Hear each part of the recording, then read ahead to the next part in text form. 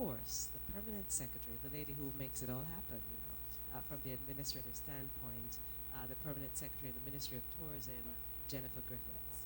Thank you all for joining us. I think this is going to be a very meaty post-cabinet media briefing as well, and of course Minister Bartlett will give a comprehensive update on matters pertaining to tourism. So without further ado, let me turn over to the Minister of Information, Senator the Honourable Will Reid, who will update you on cabinet decisions over the last few weeks. Thank you very much, Press Secretary. Let me extend my own invitation to my colleague Minister Edmund Bartlett and to Permanent Secretary from his ministry and all the very important members of his team, and to my regular team members from the media fraternity. Pleasant good morning to you all. Let me begin by sharing with you some of the recent decisions coming out of Cabinet, and let me deal first of all with the annual reports that were received and approved for tabling in Parliament. Firstly, the 2015-2016 annual report of the Universal Service Fund for tabling in Parliament was approved. Audited financial statements of the Montego Bay Metro Company for the financial year 2007 to 2008. Audited financial statement of the Montego Bay Metro Company for the period that would be 09 to 10. Financial Service Commission FSC annual report for the year ended the 31st of March 2016, and the National Social Protection Committee annual report 2016. Cabinet also gave approval for drafting instructions to the Chief Parliamentary Council for amendments to the Protection of Geographical Indications Act and regulations to address changes to the Copyright Act, among other matters.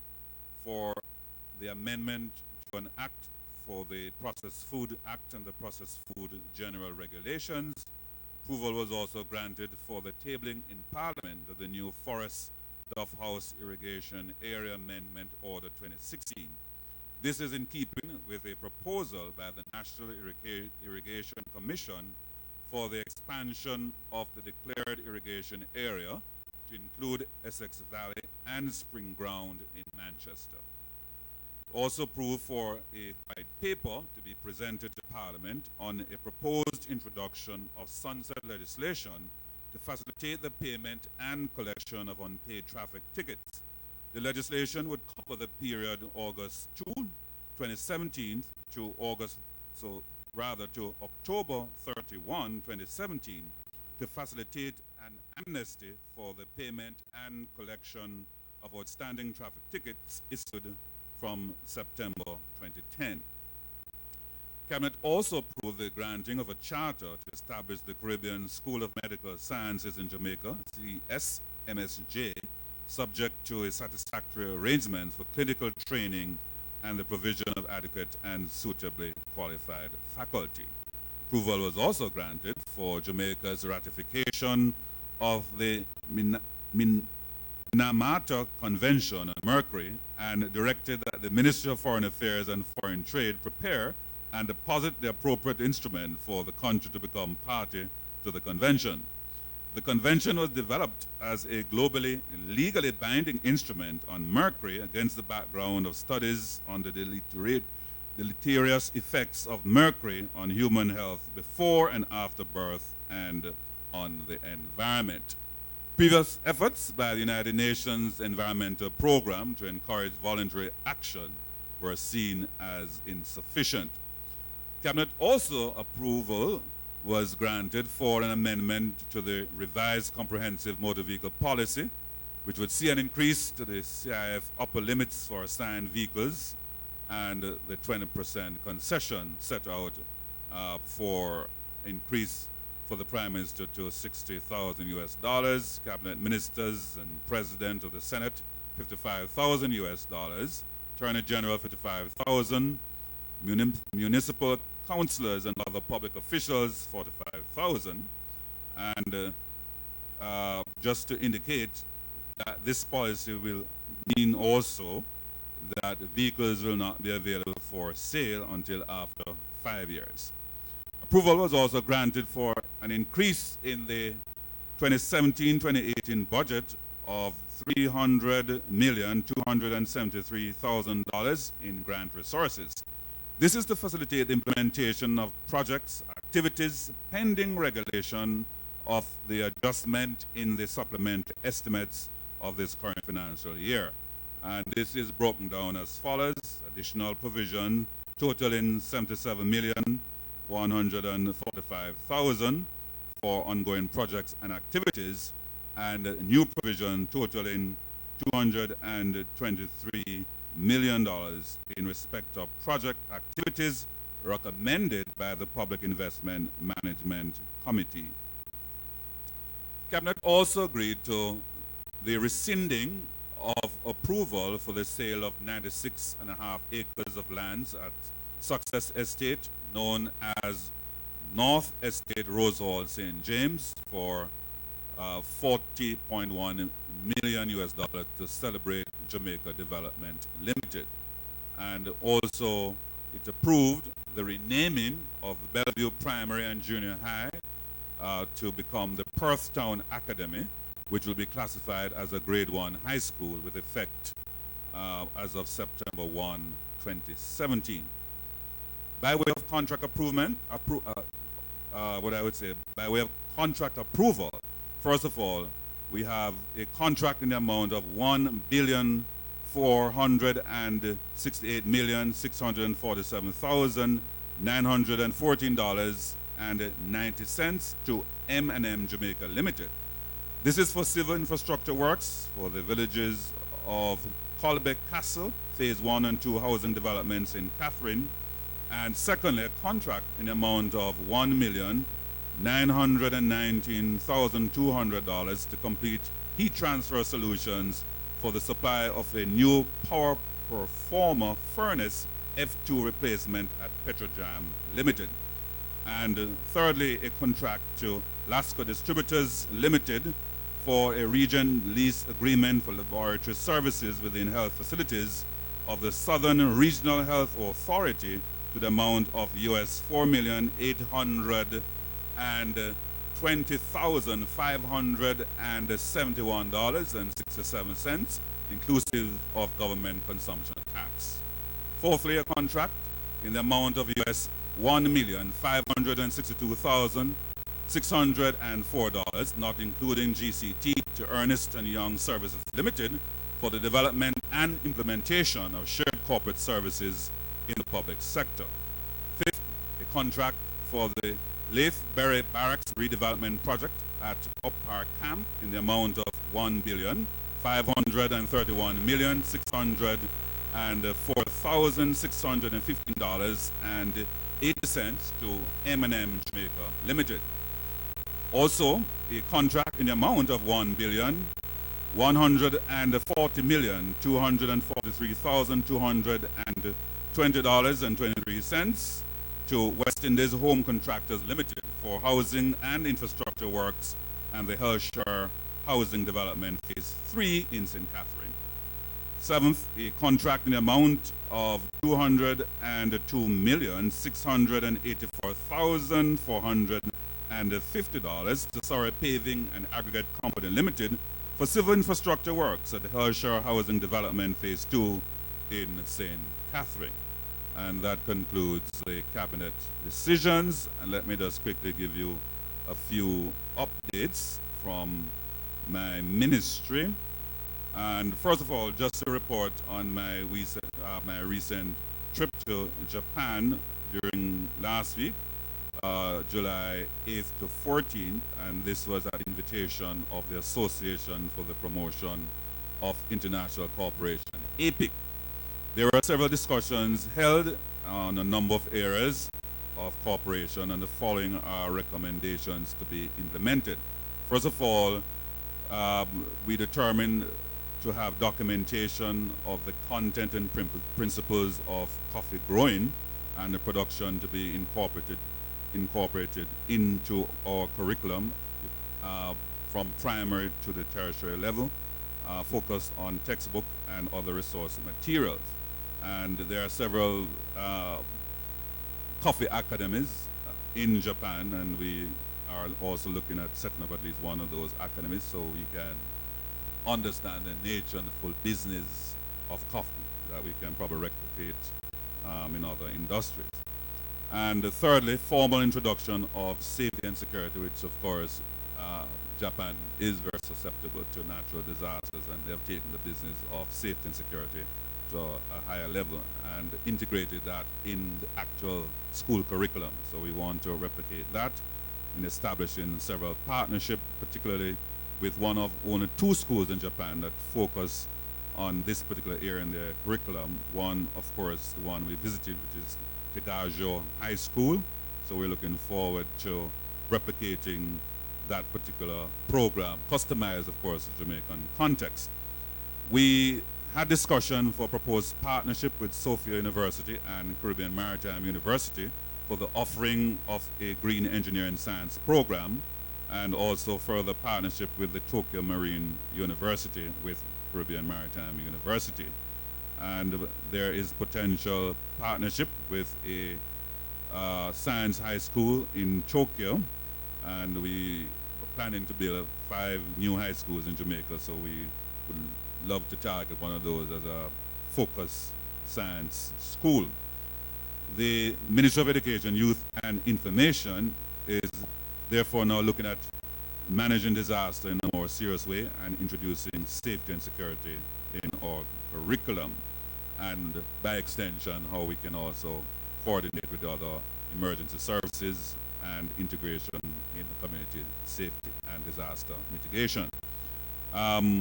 We look forward to collaboration with the Japanese in terms of our integration and rollout of our ICT policy in schools. And finally, the one that, of course, we thought was very significant, that if we could replicate in Jamaica, could save us quite a bit of foreign exchange and could have a very booming industry. And this has to do with the fact that we discovered that they actually are using limestone to make paper. And so we thought that this is very, very revolutionary. And since we have a lot of limestone in Jamaica, it is something we want to explore, leading with Caribbean Maritime University and partnering with some of our small business institutions, as overall with other private sector interest. And finally, just an update on some of the critical social support program we are rolling out for the new school year. Just to reiterate that this year we're proposing to provide lunches for primary and secondary students 5 days per week, and we have had an increased budget now to $4.7 billion. Also this year, for the first time, we're providing literature books for students on the PATH program and wards of the state, starting with grades 7, 10, and 11. Cost is approximately $117 million. Also, for the first time this year, government is providing free personal insurance for all students on PATH and wards of the state for primary and secondary schools at a cost of $26 million. Also, for the first time this year, we'll be providing support of $2,000 for each PATH student to cover their ID and uniform related items. And we will provide further book vouchers to the very needy students. Also, this year for the first time, we are increasing the amount of subjects we are providing for our PATH students and wards of the state, up to a maximum of 8 subjects. We will also pay for their NVQJs or CVQs or City and Guild examinations. And also, finally, which is one that we are certainly looking to expand in regards to transportation, we do have 20% absenteeism from our schools, our students, and we believe a lot of that has to do with very expensive transportation costs, particularly in the rural areas. And so we are piloting, along with the Ministry of Labor and Social Security and Ministry of Transport, to provide $200 million this year to do a pilot in 8 parishes in providing transportation to our needy students on the PATH program and ward of the state. The Ministry of Labor and Social Security currently provides $30 million for transportation to those students in some 35 schools. Just also to indicate that the CAP program has started earlier this year for the first time, and we're looking forward to many of our students who are not going to the traditional sixth form program to enroll in this program, which is free of cost, that will take them up to grade 13 and transition into tertiary sector. And we are also partnering with the community colleges and another 110 institutions. So, ladies and gentlemen, that concludes my presentation on cabinet decisions and my recent trip and initiatives from the Ministry of Education, Youth and Information. Thank you very much, Press Secretary. Thank you so much, Minister, for your update on all the cabinet matters. Just before we hear from the Minister of Tourism, let me just also recognize John Lynch, Mr. John Lynch, the chairman of the Jamaica Tourist Board, as well as Mr. Lionel Reed, the chairman of JAMVAC, and also the advisors to the Minister of Tourism, Mr. Delano Seavright, and Giselle Jones, all from the Ministry of Tourism. So I told you we're rolling out big with tourism today. Just as the minister is preparing himself to speak, I'll give him a chance to just catch his breath for a second. There were two major events that Prime Minister Andrew Holness took part in since we last had a post-cabinet briefing, and that is, of course, he attended the 38th regular meeting of the CARICOM heads of government in St. George's, Grenada.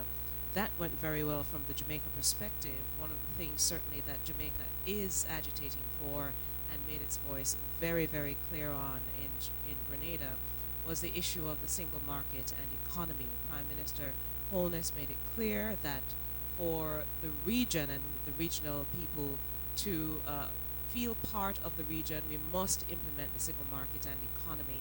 And certainly his colleagues in terms of the heads of government agreed, and so we may see some traction on that. And I do know that members of the media have been asking as well, so what of Golding report on CARICOM? Let me just restate, as we had stated at CARICOM, that that report was presented to Prime Minister Holness. He has reviewed it. It is now before Cabinet being reviewed. The process is that the Prime Minister has committed to presenting it to Parliament. Once it's tabled in Parliament, certainly it will be available to members of the media, members of the public, so they can also be able to read, see what that report it has brought out in terms of recommendations on the way forward.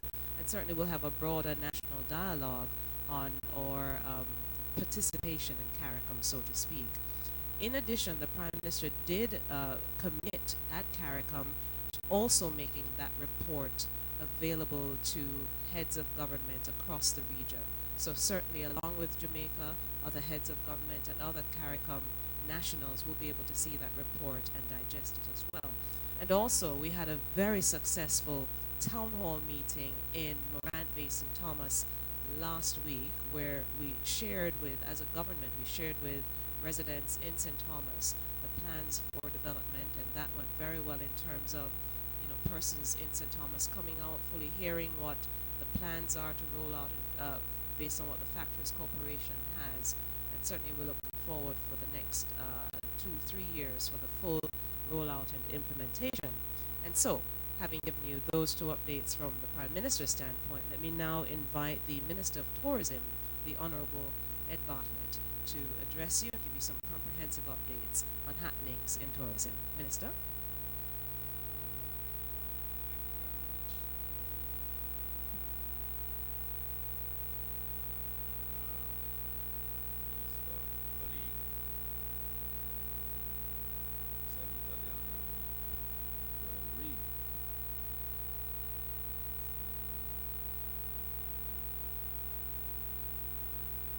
My team, members of the media. This morning we want to do what I hope will become standard for us in the ministry to report on the outturns based on the targets that we've set ourselves and based on the performance indicators, the KPIs that we have established also for ourselves. And also that these are targets which we had approved in Parliament and for which budgetary allocations have been made. So perhaps we should begin by outlining what the performance last year was, to give you a sense therefore of the benchmark that we're working against in this instance. So last year we had a total visitor arrival of 3.84 million.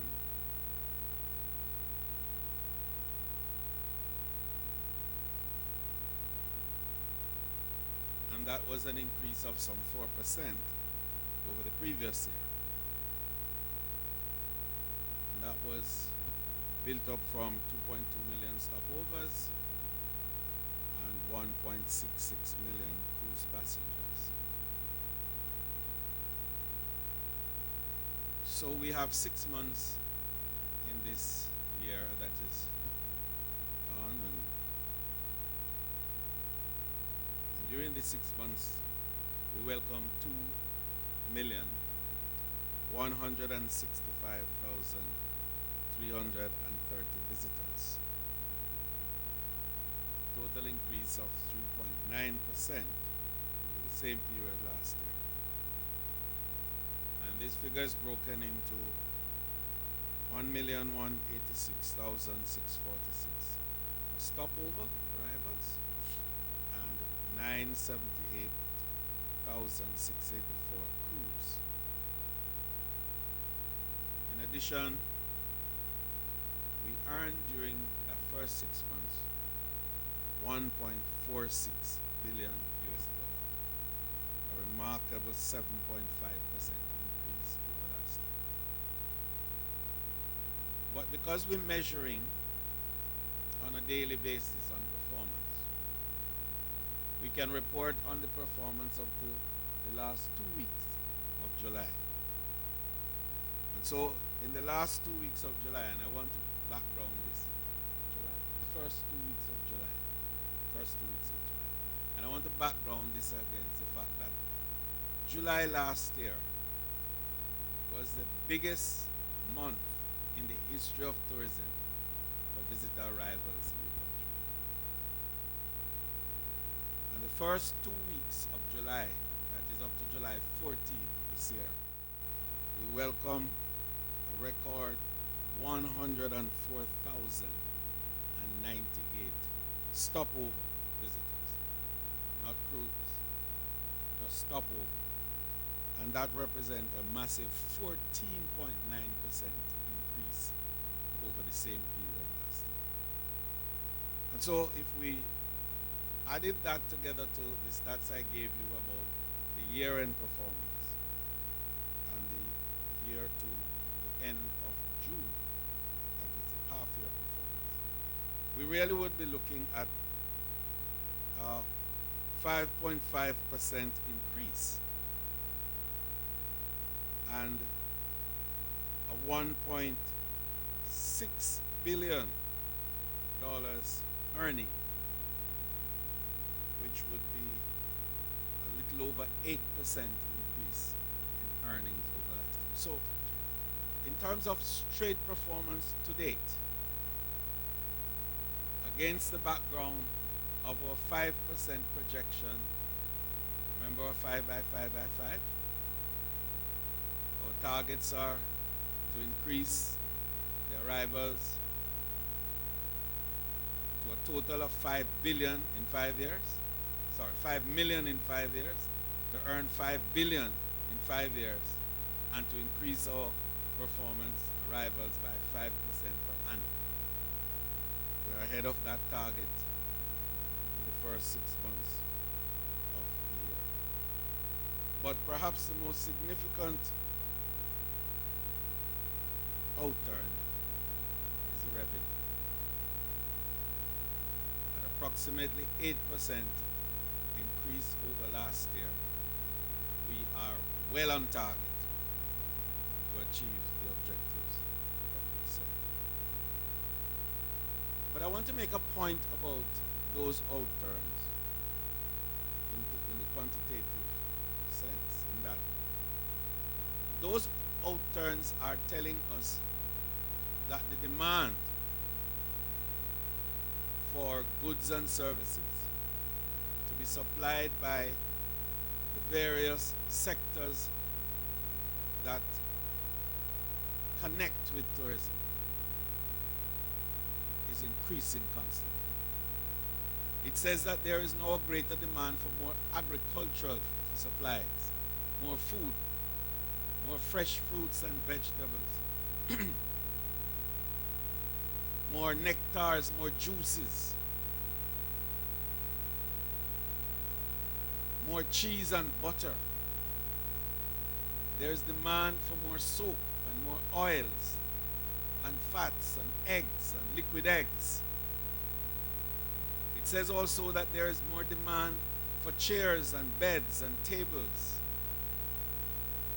and pillowcases and sheets and mattresses and television sets and stoves. It says also that there is more demand for ICT,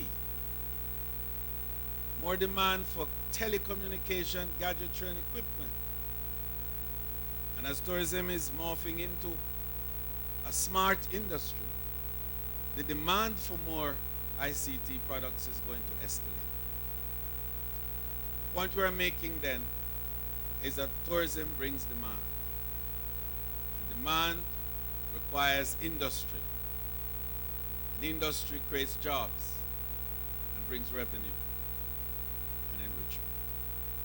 So this growth that we're talking about in tourism is catalytic because it causes growth in many, many other areas. And just to let you know the measure of the growth, the last 3 months, indeed we could say 4 now, because July is trending to be a whopper. And at 14.9 halfway through, and some fests this weekend, and a number of other events leading up to Jamaica 55, the Diaspora Conference, you could very well see that July is going to take you closer to 20%. And that would be phenomenal. I don't quite think so. I think that's a stretch to make 20%. But I believe we will definitely be in mid-teens or thereabout, which is phenomenal anyway. And the earnings would be there. It would mean that April, we grew by 10%, a little over 10%. May, we grew by 8.7%. June just finished, we grew by 10.8%. And this July, we are definitely in double digits and will be growing in excess of that. So that for the 4 months, we'll be averaging over 10% growth. And certainly, PIOJ will have an interest in that kind of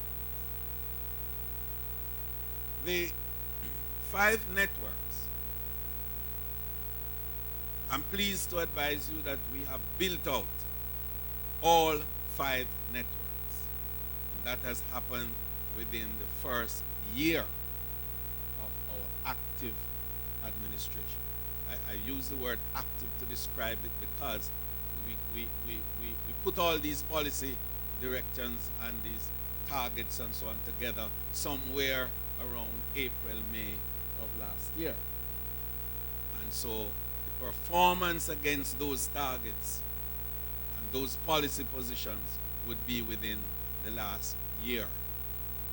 And we are pleased to say that we have built out the network on gastronomy, and we have to date a very modern tracking system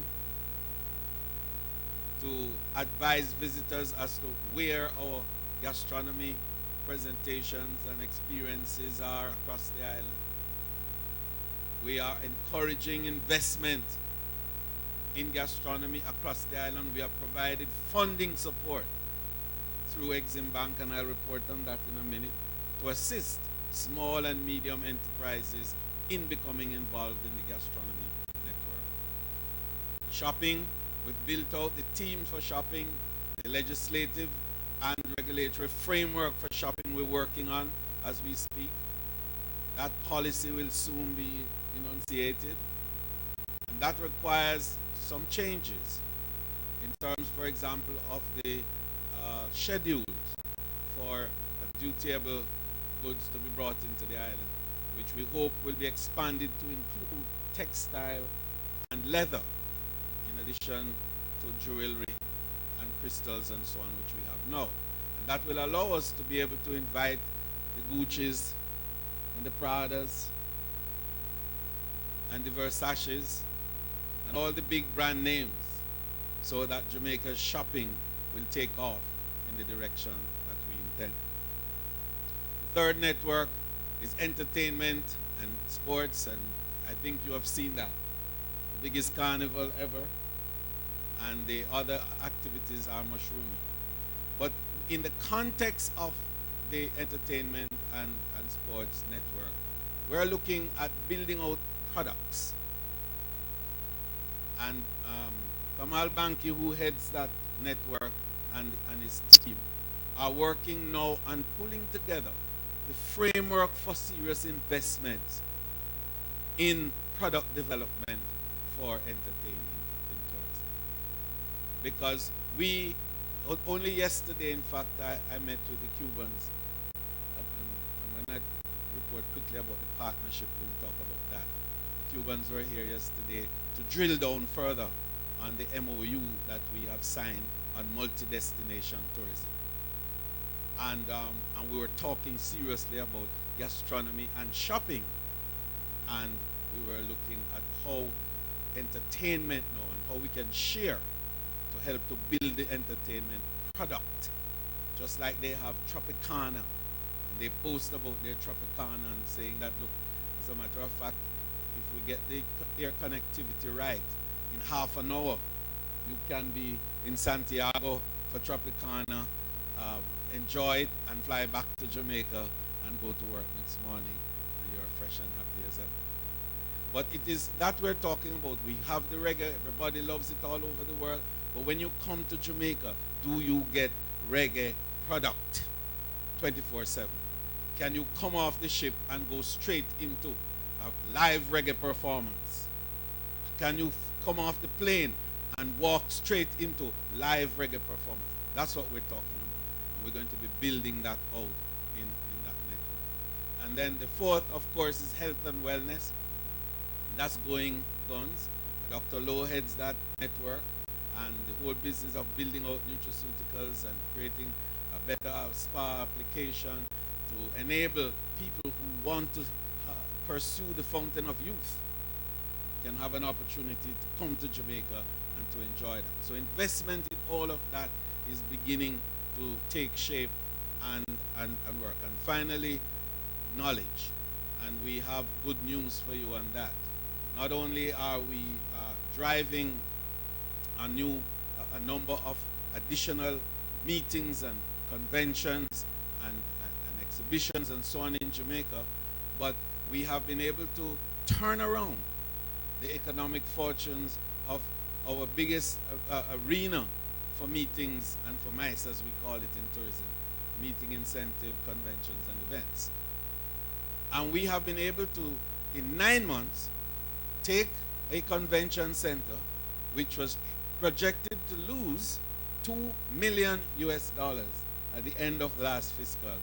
And the reduction brought the loss to just about 40 million Jamaican. Remember? 2 million US. That's 220 odd million. And we brought it down in 9 months to 40 million.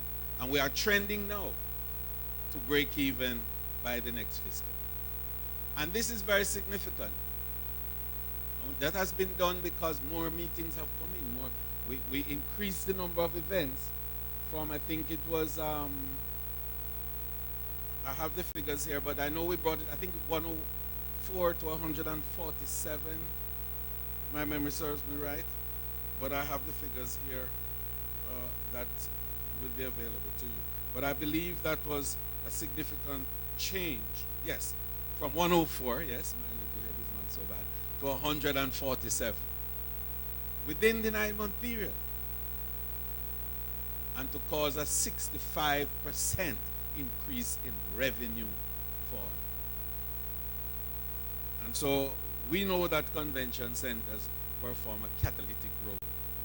We know that when meetings happen, what the convention center does is to bring people in, what we call heads to bed. Convention centers bring heads to bed.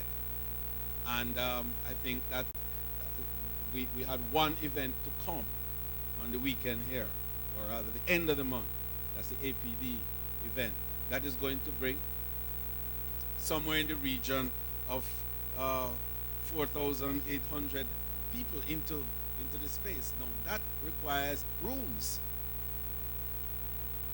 And with rooms, you're talking about room nights, which is a multiple of the basic room count. And with that you have the spend. And I'm advised that the average spend for them somewhere in the region of $500 or so per person, US. When you look at that, it has spin-offs now in terms of head tax, it has spin-off in terms of room tax, it has spin-off in terms of activities in the communities. Scotches will have a wonderful time because more people will come to buy the good jerk and so on and so forth. So this is what convention centers do. So by themselves, they don't make profit. When you break even operating a convention center across the world, you are doing fantastically well. But they function firstly as a public good, and secondly as a great traffic builder in your market. And also, convention centers give you a distinctiveness in the destination. And it makes people want to consider you for activities because you have a venue. And when I tell you about the former conference that was held in Jamaica recently, it was held because Jamaica had a convention center. It brought hundreds of people from all over the world. And it all happened because you have a convention center. And I have a big one for you. November 27 to 29. The first ever global conference on sustainable tourism for development, job creation, inclusive growth, public-private partnership. It's going to be bringing 157 ministers from 157 countries across the world here, and over 500 companies, multilateral financial agencies, IDB, IFC, IIC, the World Bank partnering with us, and then the OAS, and funding donor countries that are involved in development activities and in terms of helping now to develop a roadmap for sustainability in tourism and to make Jamaica be the venue for a legacy document that's going to inform the UN on its next millennial goals. A document called the Declaration of Montego Bay. And I must tell you that the IDB has already, and the OAS both, have agreed to successor activities to the event in our discussions with them. In fact, the The OAS plans to have theirs in March in Guyana. And at that meeting, we hope that we'll be able to have the final of the Montego Bay document presented to the world. And all that happened because we had a convention center. When I was in Yerevan and we made the proposal for Jamaica, everybody was saying, yes, Jamaica, but where? And we said, Montego Bay Convention Center. And they said, good. And they sent a record team to look at it. We're satisfied with the size, the scale, the scope, the arrangement, the look and feel. And today, Jamaica will host this major conference. So I just wanted to make the last 2 points in terms of the 5 pillars and the networks. Is that these are now the subject of policy determination. So it's not just a matter that these are ideas that the minister has and we talk about it. They are now the subject of policy determination. And only on Monday, Cabinet approved the policies regarding the linkages. So all 5 networks that we're talking about now is not just a matter of a Ministry of Tourism idea, but it is a totally integrated part of the government of Jamaica's plan for economic growth and prosperity. Thank you very much.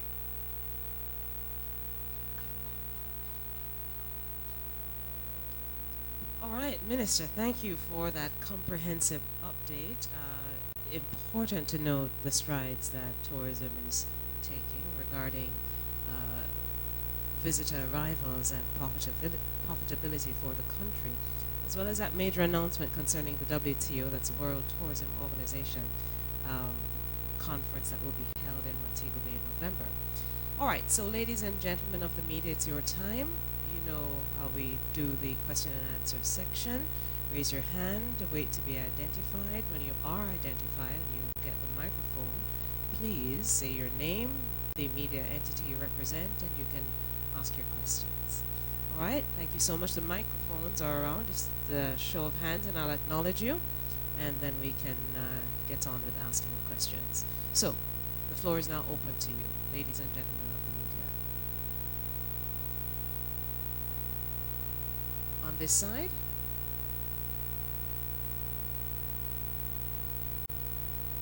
Morning, Edmund Campbell.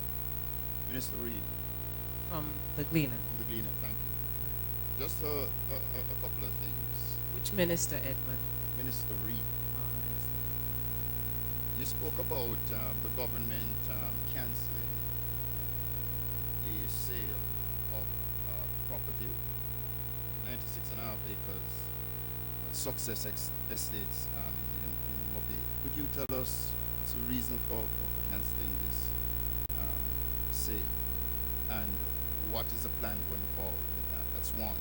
Two, you also mentioned that the government will be pursuing the question of using limestone to make paper.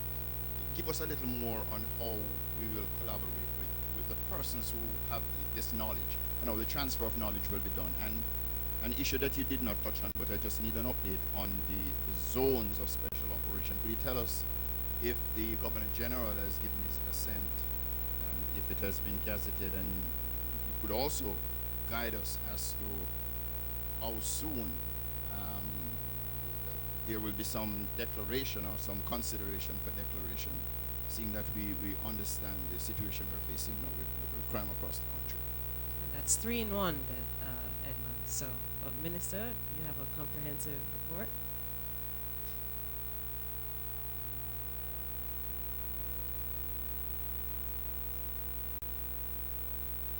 All right. Thank you very much, Edmund. What I'm going to do is, since the first question is really tourism related, and the Minister of Tourism, fortunately, is here with us this morning, and he has a comprehensive understanding of those issues. So I'm going to invite him to respond to that question first, and then I take the other 2.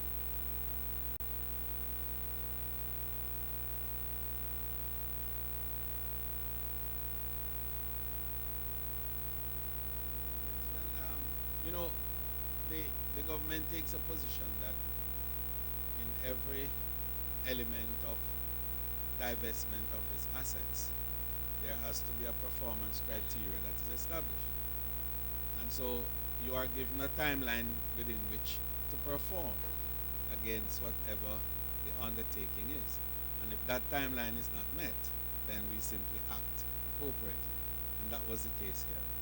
A timeline was given of 6 months for a certain execution to take place.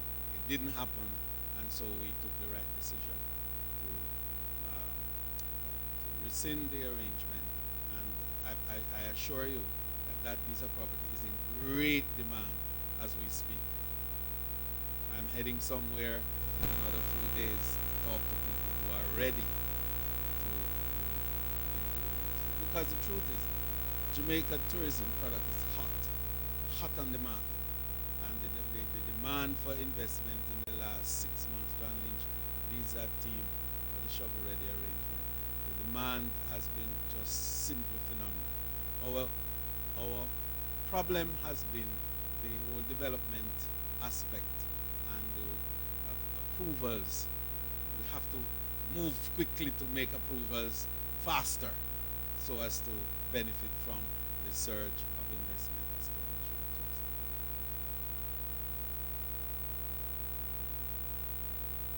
Oh, it was Celebration Jamaica. Yes. It was an integrated development casino. It's an integrated development strategy that they were following. But casino was the centerpiece of that arrangement. Balfour, I know you know the rule in terms of asking Well, questions. I just told you. So I beg you, Balfour, if you have a Yeah, question, fine. just raise your hand. All right, Minister.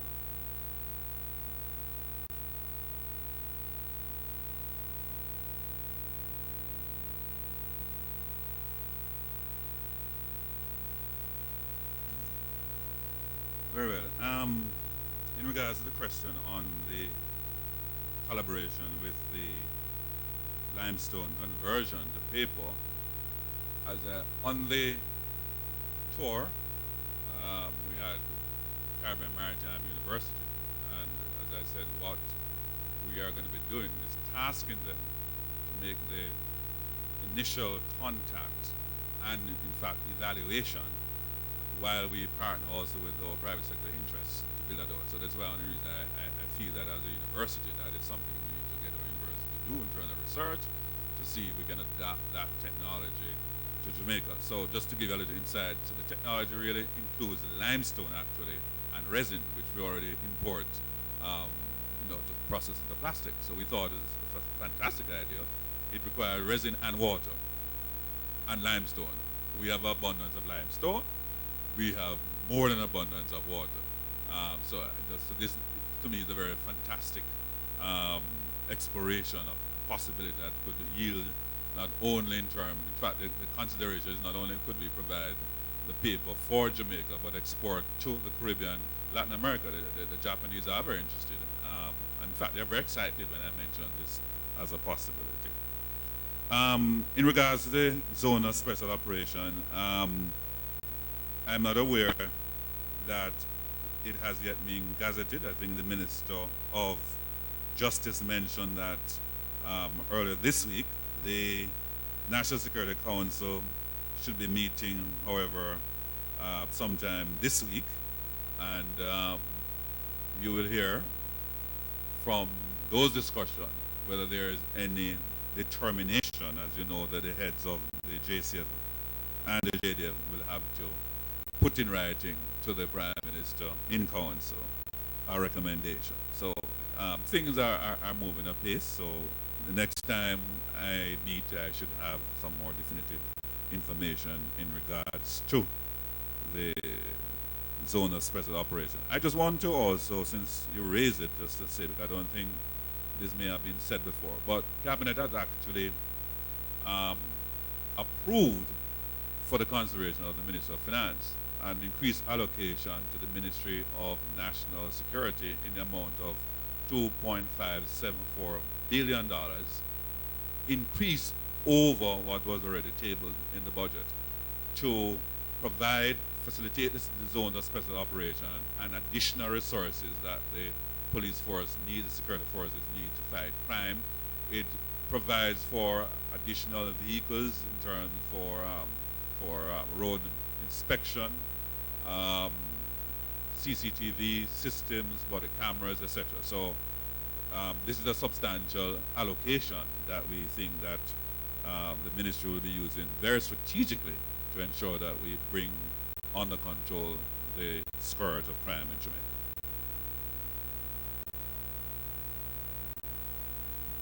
Thank you so much. Just to add to what Minister Reid said, the Security Council will meet actually tomorrow morning here at the Office of the Prime Minister, and of course the Prime Minister leads the Security Council.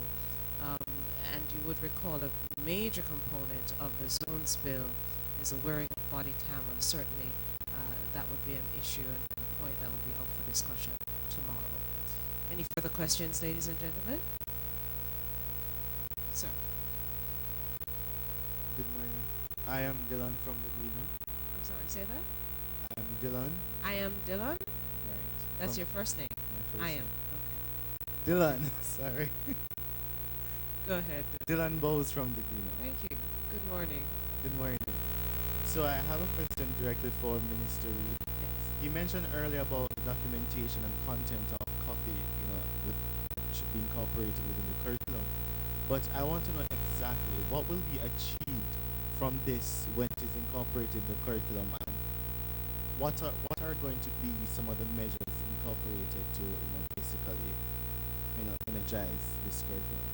And secondly, in relation to the to managing disasters, safety and security, what can we hope to be achieved, or what would be that groundbreaking achievement within that for the curriculum? Thank you, Dylan. Minister?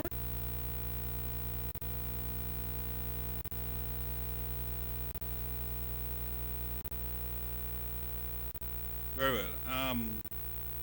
The first question, as it relates to coffee and the coffee academy.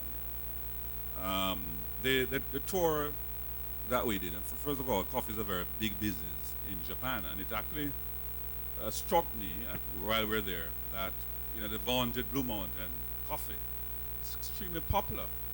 But we made a point that I don't think we as average Jamaicans really appreciate the extent of the brand Jamaica internationally. And the Japanese have built a whole industry around coffee. So I'm happy you have asked the question, because what is this whole industry? Minister was talking about gastronomy and food. They, just like the music, what they have taken coffee is to a whole different level. They are paraphernalia, and I toured one of the academies. I saw a person there. First of all, persons were tasting coffee and doing all kind of blend. And that leads to a research in terms of byproducts of coffee, packaging, marketing, and they have whether it is shake, coffee, yes, coffee as tea, coffee as condiments, a whole range. And so you look at coffee, which I'm saying is a Jamaican product, and why we raise it is how, in terms of economics, social studies, POB, entrepreneurship, management of business, I'm talking about the curriculum.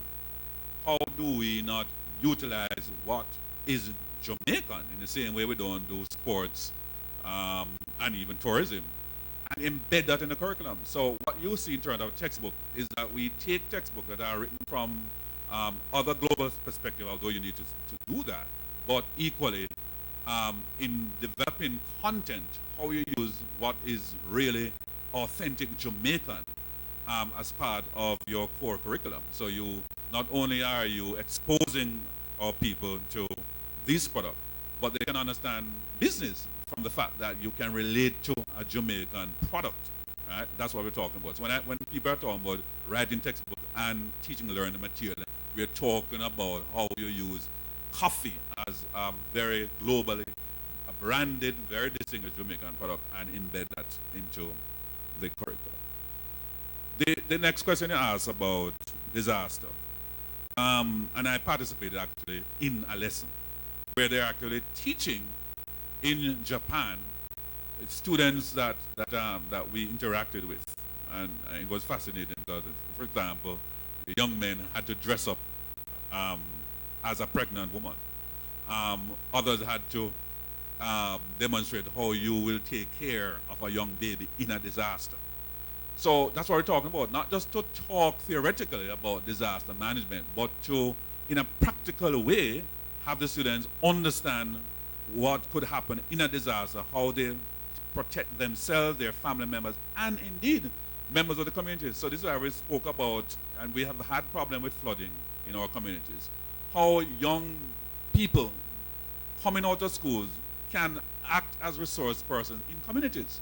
They're going to partner, and they're volunteers. They're going after this major tsunami, well, and the earthquake that preceded it, and they're learning from that to say, okay, they're going to document this, and they're going to make sure that their people are prepared for the next disaster, and they're going to make sure that they have this knowledge available, not only for that particular prefecture that they call it, but indeed for the rest of Japan. And I said to them, okay, why not actually share your curriculum with us, which we have gotten an idea of how they do that.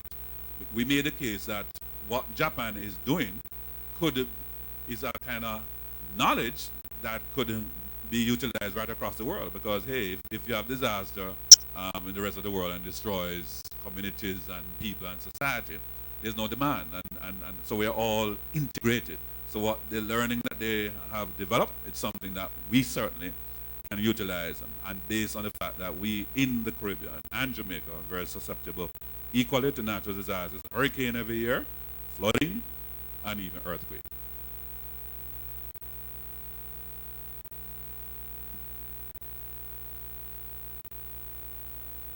All right, this side of the room, we have a question coming. Here's a microphone.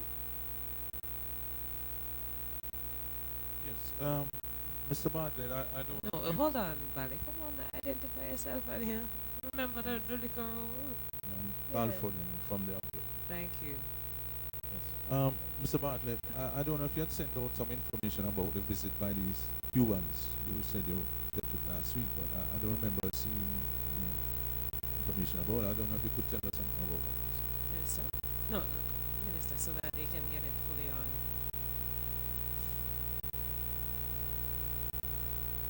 Actually, no information was sent out about the arrival, because it was a high-level team from Cuba which came to Jampo. So they were scouting for investments in a wide area, but they were focusing on the agreement that we have with them on multi-destination tourism. So we had a good discussion yesterday, drilling down on the specifics of the MOU. And I think we had 4 or 5 key points that Jamaica ought to respond to on our side, and then a number of points that they had on their side. The tourist board has been tasked with working through on the Jamaica side what is required. We are going to offer them technical support in terms of training and language. We're going to also work with airlift arrangements primarily, right, and general marketing. And they on the other side will work with us in terms of levels of connectivity within markets that they have an advantage, particularly in the Spanish Latin markets, and also in some of the far-flung destinations like China and Russia, where they have good connection. Right now, for example, the only flights in this side of the Caribbean that comes in from China goes directly to Havana. I think from Russia there is a flight into Cuba, as well as I think Domrep. But we have to look at that triangle, because you know that we are working with Domrep as well to effect an agreement, and that agreement is just about to be signed. So when that is through, Jamaica, Cuba, and Dominica will now be locked into multi-destination tourism that will hopefully create a collaboration that will bring more flights into the region and will market us as one area for the experience of visitors who are coming on longer vacations. Also, the good thing about that is it is more in terms of cooperation and competition.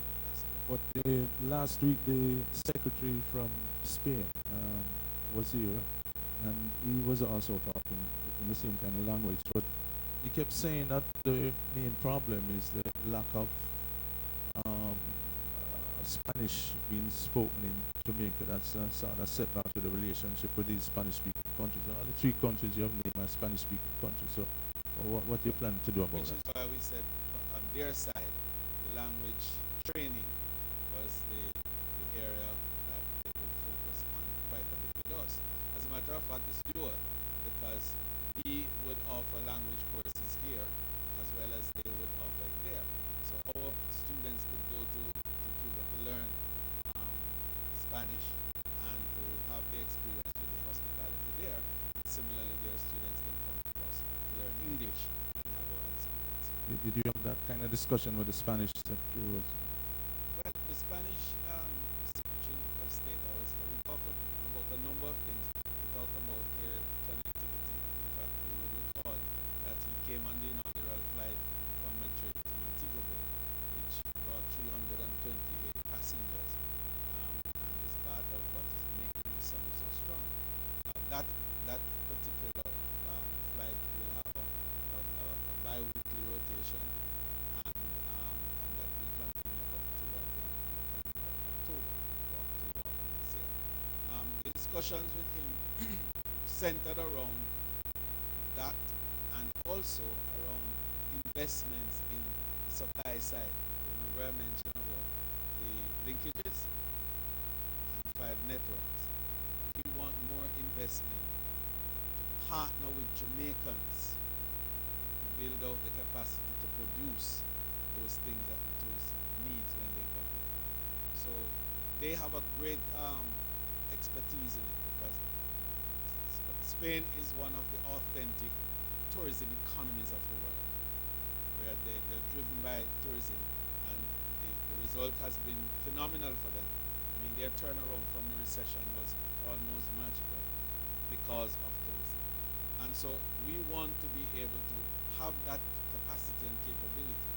And some of our medium and small enterprises have got to get partnership to build out our ability now to bring the sauces, more of the sauces, more of the spices, more of the little soaps, more of the oils, more of the candles, more of the furniture that the industry needs. And also to be able to utilize our foods better. Take, for example, pork. Pork is perhaps one of the most ubiquitous meat, with capacity to give you value all the way down. But we haven't been able to do what is called hamon. And hamon for them is that leg of the pork cured, and they slice it almost in transparent slices. So that's a great demand in their rooms here. And as you know, in the Caribbean, there is an excess of 50,000 Spanish rooms, or rooms owned by Spanish investors.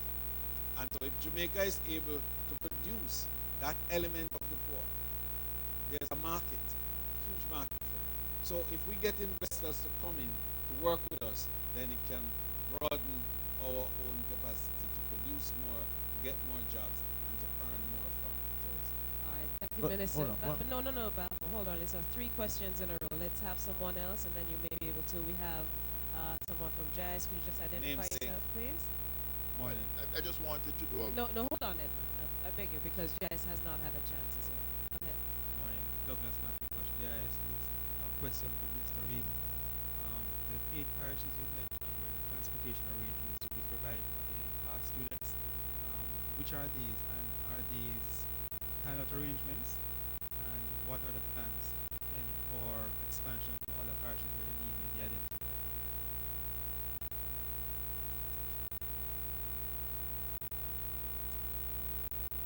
Okay, the parishes we're thinking of, first of all, include St. Mary, Portland, St. Thomas, into Clarendon, Manchester, St. Elizabeth, and St. James. I think we may take in parts of Trelawney as well. We are working with the Ministry of Transport as well to see how we can build this out in time for 2018. The IMF itself is interested in funding this as a key part of the PATH program. The ministry, fortunately, a couple years ago when we closed some small schools, actually had a bus system that we're actually integrating. The only challenge we had with that is that they were only taking the students from the closed school. So you have a bus running, might have 2-3 students, just carrying those students exclusively. So we're building out those routes to say, okay, we could take all the students from those particular communities, wherever school they're attending, into that system. We're also trying to put as many JUTC buses and Clarendon into Manchester on the main thoroughfares, so that what we could do is to use smaller transport to integrate with those. Because one of the things we're trying to do, by the way, is to have the same rate, the same JUTC rate that exists in the corporate area.